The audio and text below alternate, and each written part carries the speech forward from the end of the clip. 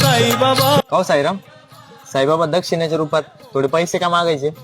साईबाबा का? हा, शिर्डीमध्ये साईबाबा आपल्या भक्तांकडून दक्षिणा म्हणून थोडे पैसे मागायचे.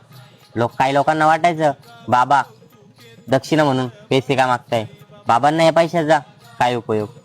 शिर्डीमध्ये एक श्रीमंत व्यापारी आला होता. तो खूप अहंकारी होता. तो म्हणाला, हे बाबा लोकांना फसवणारे एक साधू आहेत. तो बाबा समोर आला. बाबाने शांतपणाने त्याला म्हणले, दक्षिणा दे 5 रुपये.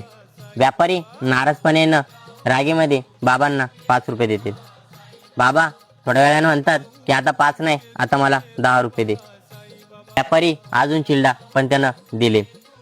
बाबा नंतर म्हणाले, आता मला 20 रुपये दे. व्यापारी आतमधून खूप त्रासला पण लोकांना दाखवण्याकरता त्यानं 20 रुपये बाबांना दिले. तेव्हा बाबा हसून म्हणाले की मी तुला दक्षिणा का मागितल्या? तुझ्या मधला विश्वास, अहंकार, लोभ बाहेर काढण्यासाठी.